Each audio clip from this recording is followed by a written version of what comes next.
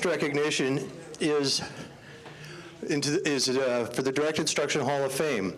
This is something that we created several years ago, recognizing that there's the pioneers out there, and I don't think it was original to Doug, perhaps it was, but the pioneers are the ones that got the arrows in the back. But without these pioneers paving the way, doing the great work that they've done, we wouldn't have much of a reason for being here. So this recognition goes posthumously to Sara Tarver. Dr. Sara Tarver passed away in February. She was at the University of Wisconsin-Madison and touched a lot of lives. And so we'll just do a little stroll down memory lane and see the introduction that was given to her at the 2004 National Direct Instruction Conference. It's a little bittersweet. Years ago, I was invited to write a chapter for a book on perspectives in special education. And I received this form sheet about the nature of the work and so forth. And I complied and I sent it in. And typically, I don't get very turned on in writing chapters for books because the perspective that we offer, for some reason, is often unpalatable to the traditional mainline ways of looking at things. And my subsequent exchanges with the editor of this volume were very revealing because I found this person to be a scholar. And real scholarship in education is kind of rare. I don't mean scholarship just in terms of knowing about a study, although this person was extremely knowledgeable about studies. But scholarship in a broader sense, understanding what it's about, understanding knowledge bases, understanding why we should have scholarship in the first place, and why we should honor that, and why that should be our goal as professionals. To be scholarly, not in a formal sense, not in following grammatical rules and paragraphing appropriately, but in terms of the integrity associated with scholarship. And that person is Sara Tarver. And subsequently, I've had a lot of exchanges with Sara, and I presented at her conference. She's at Madison, Wisconsin University of, and this is a major university, and at major universities, professors of special education or education toe a certain line. I mean, it's predetermined. You step outside that line, you're a maverick, and you're treated as kind of like an 8-ball or something that doesn't quite belong. And you could get that feeling there for sure, because Sara was not towing the traditional line, and she was advocating for very sensible things. She was conducting a conference. She was making strong commitments, self-commitments, that created discomfort for her and put herself in an unnecessarily vulnerable position for one reason, because she believed in this stuff. And she believes very strongly in it, and she's shown in a number of ways her commitment to finding out what works well with kids, doing it, promoting it to teachers, and making sure that it's implemented well. I have great regard for Sara, and she's our keynote speaker today, Sara Tarver. Thanks, Zig. So that's by way of introduction. Now I'd like to invite Susan Severud, a student of Sara's, Tell me I was following Zig. to accept this award on Sara's behalf. You want to hold this, or you want to? Okay. Wow, it was intimidating. Well, I know. Well, I'm very thankful to be here tonight on Sara's behalf. It's an incredible humble experience. So I'm just going to have to read from this because I'm not going to do otherwise. So I'm thankful to be standing in front of you today to accept this DI Hall of Fame award on behalf of my master's and doctoral advisor, Professor Sara G. Tarver. I was asked to speak about what it was like to have Sara as my mentor at the University of Wisconsin-Madison. My hope is that my words honor at least a fraction of who she was. Sara was a champion of effective teaching practices, especially direct instruction. She ensured that all educators that came into her life had the knowledge, skills, and disposition to make a positive impact in the lives of others, especially when teaching language, reading, writing, spelling, or mathematics. Sara not only trained us in how to faithfully implement direct instruction programs, but also informed us of their design principles, that is, the rationale behind their success. Because of Sara, via Zig and all the DI authors in this room, those under Sara's tutelage were implementing the science of reading and high leverage practices for students with disabilities and other struggling learners 30 years before those terms were coined. Sara's dedication to effective teaching practices was also evident in her work with doctoral students. She would serve as your major advisor only if you were willing to implement a study that had the potential, we always don't know when we start, of having a positive impact on the achievement levels of learners. Whether at the pre-K through 12 or post-secondary levels, Sara had no trouble turning away potential doctoral candidates who were not interested in this commitment. Sara's passion extended beyond her chosen profession, being one of only a small handful of women faculty members at the School of Education at the University of Wisconsin-Madison in the mid-1970s. She became a champion of women. Before the internet, her course textbooks, that is, direct instruction reading, direct instruction mathematics, and teaching or effective teaching strategies that accommodate diverse learners could be purchased only at a woman-owned local bookstore. A room of one's own rather than the university bookstore. Sara loved basketball. She was known to enjoy a game of hoops in her driveway and was a season ticket holder to the women's Badger basketball. Sara also prioritized her family. I recall entering her office as she was finishing a lesson of Teach Your Child to Read in 100 Easy Lessons over the phone with a granddaughter who lived out of town. This is before the internet. She also shared stories of teaching her granddaughter who lived in town while also serving as her care provider as her daughter Sandy attended law school. In summary, Sara was a champion of others. She was passionate about and modeled how to make it a positive impact in the lives of others. She had incredibly high expectations, but an equal amount of compassion and support.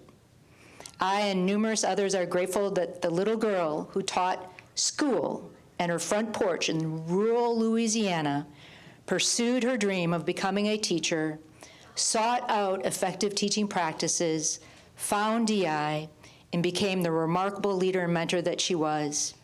It is with heartfelt gratitude that I thank NIFTY for honoring Sara for this well-deserved DI Hall of Fame award.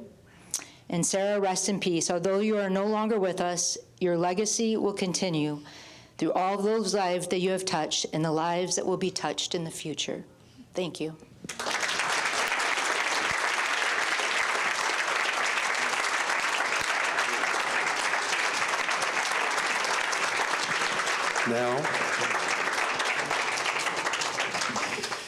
Now we're going to shift gears ever so slightly and have a brief presentation. I'm going to invite a few panel speakers. I would like to invite Linda Carnine to come sit here.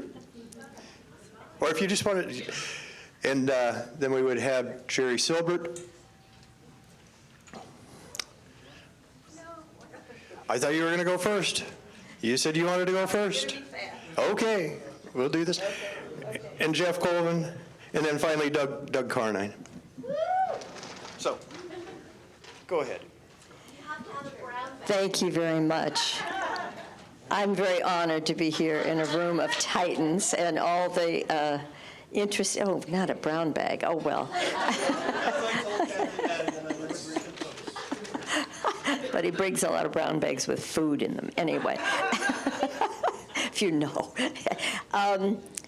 Very shortly, I had a very lucky experience as a young graduate student at the University of Illinois, looking at Susie Hanner, who I first met there. I was in a doctoral program on a teaching research lab, and I went to psych classes that were really silly. And I said to another of my colleagues there, Jessica Daniels, who later became the first black president for American Psychology Association, I said, Jessica, this is crazy. She says, you know what you might be interested in? This guy over at the Colonel Wolfe preschool. You might find that kind of valuable, since the rest of it was kind of silly. And I went over to just meet Zig Engelman, Carl Breider, and I thought, I haven't been in a preschool since I was in preschool, so I'll just look around. It wasn't what I went there. I went to study secondary language acquisition. I wasn't really a high school teacher. So I'm looking around, and the janitor comes in, and I'm all alone, and this guy is really big, and he has really big muscles. And he's wearing a black T-shirt with his cigarettes there, and I'm thinking, yes, and then he starts talking and asking me questions like, who is this guy? And I'm quietly oozing toward the back, to the door. It's quite late, thinking, I need to get out of here. And then I finally said, why are you asking me questions? Who are you? He said, I'm Zig. Oh, what an exciting discovery. A guy who would influence the rest of my life, no question about it.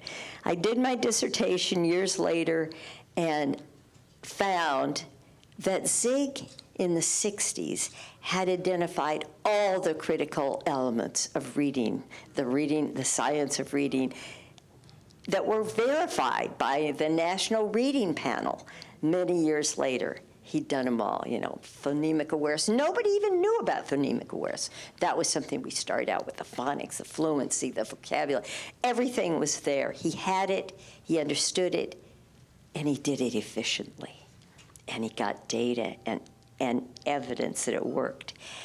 Years later, I want to say that if you haven't had a chance to look at it, all of this has been verified in, I think, a very important book by Jean Stockert and her team that took all of the data that we have on direct instruction and consolidated in meta-analyses. There isn't anything out there that verifies how incredibly effective all of the DI curriculum is and the amazing delivery that the teacher training has provided. The titans in this room who are just changing the world, the amazing community we live in. I recommend, if you haven't read it, get it. It's really worth it. Not a page turner like a lot of Shep's books, not as fun, but the evidence is really here. And hey, we're lucky to be here.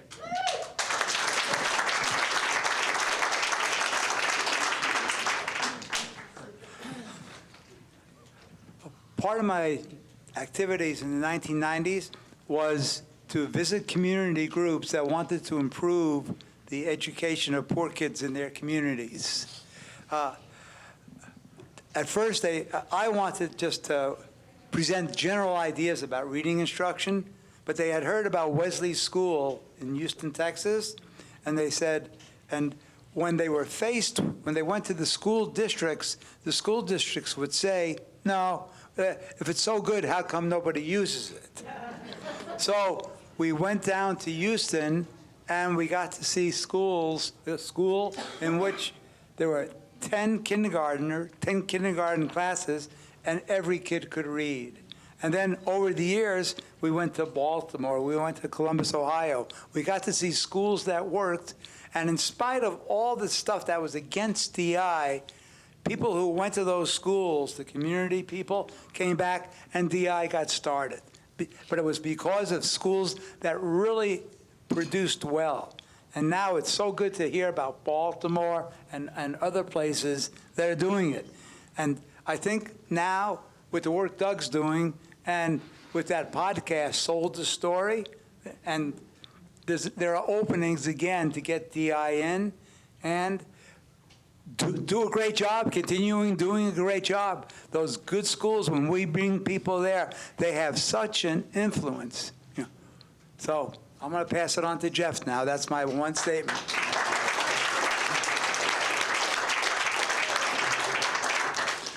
I think I'd like to stand. I can see who's not listening. It's all supervisory behavior.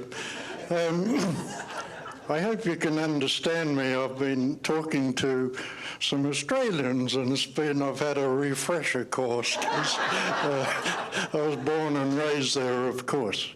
Lovely to see them too. The little piece I'm adding, I'd like to say it's not an add-on. It should be something seamless, and it is. I don't know whether you notice in the conference there's always a strand on behavior, and then because kids misbehave, you can still teach well, but they'll misbehave as though something's separate.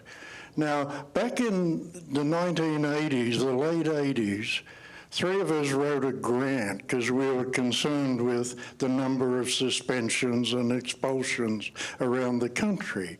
And it became very clear that the basic management was in the schools, and we checked this out for the grant. Here are the rules, here are the consequences. And because the ultimate consequence was to be expelled, and kids would get on that track and so on. So our grant was to address that problem. But you won't get funded unless you got a strategy to answer those questions. What can we do to keep kids in school? And we came up with a model. And that model, guess what? Direct instruction. We looked closely at the way Zig analyzed instruction and then applied that to behavior. And Zig would say things like, you want kids to behave, you have to teach them. You want them to walk in the hallways, you have to have them practice it, reminders of it, catch them walking, all those kinds of things. But he made us focus on teaching behavior. So what's involved with teaching behavior? That's not a new science. We only have to look at what goes on in DI, and we use those same principles. For example, someone says, why does this kid do this? And I like to say, that's not a really good question. A good question is, why do they keep doing it? And then that makes them look at learning. They've learned to behave this way. So why can't we have them learn to behave that way? So that was the model. And we had lots of parallels between how to teach academic skills with behavior. And we got funded. And we implemented that grant in 4 schools here in Eugene area. And it was called Project Prepare. And the first word in that is proactive, and that was to capture that notion of teaching behavior. And I've never forgotten a statement Zig made to me once, because he was talking to me about me, because he was calling me a behaviorist. And he said, the trouble with behaviorists, they have to have a student response. He said, I can tell you what kids are going to do just by what's presented to them. And there's DI in a nutshell. You're arranging what's presented, and then you work with the kids' responses.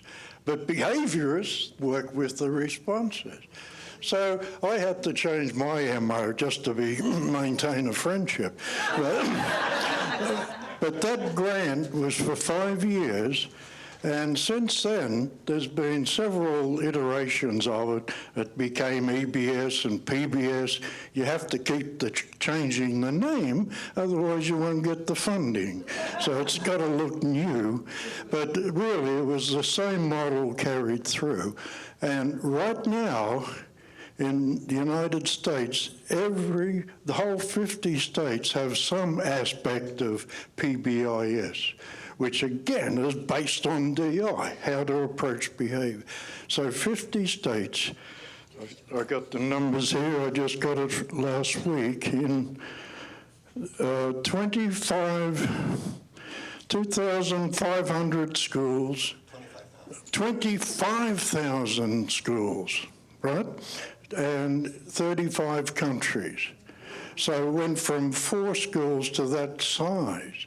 And again, I'm here talking because it's a DI conference, and I want to be able to say loudly and clearly that behavior is part of the skills that kids need, and they need to be taught the same ways as we teach reading, writing, math, and spelling. So I guess I'm done if you've clapped already. But one last thing, Doug. 50 years. I read an article several years ago that was titled, I didn't read much more because it annoyed me, School Reform Again and Again. How many of us have seen endless changes in schools everywhere?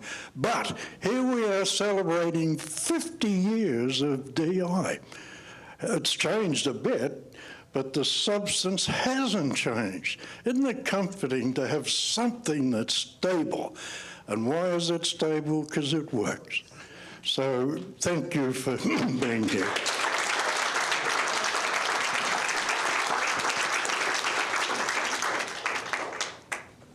It's always a mistake to save the driest presenter for last. So Jerry mentioned Wesley Elementary. So I was there about 45 years ago. I was sitting in the back of Miss Killian's room with 5th graders. They were accelerated out of Wesley, the highest performers across all the 5th grades. And the kids were so smart and so articulate and so engaged that the hair stood up on the back of my neck. And later those kids went on a tour of Baylor Medical School, and they had to bring a resident down because the questions they asked were so smart the tour guide at the Baylor Medical School couldn't answer them. So that cuts 2 ways. One, it's very disturbing because when you realize that those kids can achieve at that level and they don't, we realize that every year we're miseducating hundreds of thousands of children. And it showed that DI can work. So you've got both sides of the sword, so to speak. So anyway, another thing I learned from DI was the opportunity to work with some of the finest people in the world. So I want to show you this T-shirt. Well, if I stand up, Sovo for mayor. That's Casey Sovo, when he was running for mayor in North Dakota. So he's one of the wonderful, wonderful people all of us have had the opportunity to work with because we all share integrity, we have a common language, we have a common purpose, and for that we should all be very grateful. So I was trained as an experimental psychologist and assumed that that evidence mattered. And through the DI experience and follow-through, I learned that education does not use evidence. So then I switched my career. I spent the next 15 years advocating for the use of evidence in education. And that effort was largely a failure, even though I had a presidential appointment and worked intensively in successful initiatives in Texas and California. I have a Texas glass star embossed with the words, founding father of the Texas Reading Initiative, Doug Carnine, thank you. In California, I worked with David Packard, and he ultimately donated $81 million to the Reading Lions Project, which drove the professional development in the California Reading Initiative. So I became disheartened, and I left education. And instead, I started thinking about how could I heal some of the damage caused by miseducation. So we see that in incarcerated individuals, in students in alternative high schools, addiction treatment centers, and other special programs. So after reading the research on mindfulness and kindness, I decided to help these individuals by focusing on mindful kindness. Now, kindness is kind of obvious, but you need mindfulness so you quit obsessing about yourself and start paying attention to how other people are doing. And in fact, if you do that, it really benefits you as an individual. So I ran 2 different volunteer mindful kindness programs, and then a few years ago, Linda and I reaped the rewards of an exceedingly speculative startup investment, and we're able to actually fund the Kindness Foundation, which has, for example, provided funds for kindness programs in low-income, high-minority schools that's touched the lives of almost 800,000 students across the United States. The changes we've seen with incarcerated individuals are also quite amazing. The way it changes their lives. I was in a prison in Oregon where a man walked up to me and told me, he said, "Your book saved my life." So why am I back in education? Because of Mississippi's use of evidence to make staggering gains in NAEP reading scores, referred to as a Mississippi Miracle, and because of the articles about the misteaching of reading by Emily Hanford in her podcast and in the New York Times. I firmly believe that social change does not happen unless there is a historic moment where the public is engaged and sees the need for change. I thought that possibly the Mississippi Miracle and Emily Hanford's article created that historic moment. Consequently, about 9 months ago, Reed Lyon, who oversaw the world's largest research program on literacy, Kelly Butler, who was CEO of the Barksdale Institute that funded $100 million that drove the Mississippi Miracle, Linda Diamond, who was the founder of Core Learning, one of the most effective implementation companies along with DEI in the United States, and we decided to dramatically transform the education system and launch the Evidence Advocacy Center. For those of you who are interested, I have a handout that gives the web address and a brief description of the Evidence Advocacy Center and of the Kindness Foundation. It also has information about books I've written related to mindful kindness. And here's where DI comes in again. I could not have written any of these books about social emotional wellness, and we emphasize building community by teaching prisoners and kids at risk to be kindness ambassadors. How do you reach out to people different than you? And that's the greatest need we have in our society today, that we do not reach out to those who are different. We become more insular. Our groups are more and more hostile and unlistening. So we're feeling that if we can teach the least, as seen in the eyes of our society, those in jail, and those who are poor, and those who, if they can do this, then why can't the larger society do that? But it was the DI instructional design skills that allowed me to write the books. But what I found was so interesting was, in DI, I was focusing only on cognitive content. And with these books, you have to not touch the mind, you have to touch the heart. And it requires a very different kind of instructional design. So, this is St. Badass, Personal Transcendence in Tucker Max Hell. About 90% of this book is by 4 men who were convicted of the most horrible crimes you can imagine, I mean that, and how their lives transformed. And then we have the Mindful Kindness program. This book is used only in prison settings, but they're all around teaching mindful kindness, how to heal yourself, how to heal your relationships, and how to reach outside your comfort zone.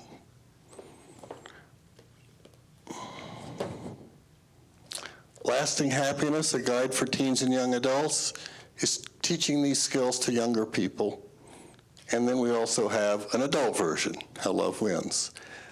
But the idea is that if you think about a child, the things that are most important are what happens in school and what happens in family and how they're treated.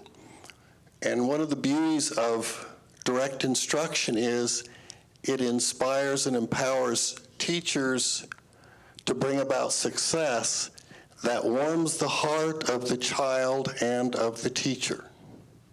So we're able to bring these together in a very powerful way, a very important way. So all of us are fortunate to be in a profession where we can make a difference for children and educators. We're changing lives now. We will change lives in the future. But what I'm doing is trying to change the system. Now, Shep Barbash had a great metaphor. He said, what happens with a fast horse on a sloppy track? Well, the fast horse is DI, and the sloppy track is the U.S. education system. And it's definitely impeding what we can and need to do. So anyway, it's inspiring to be here and listening to these awards. That's why we're here. Everyone who's doing amazing things, we're lucky to be together. We have a sense of belonging, we have a community, and so I appreciate being with a group committed to making a difference. So thank you.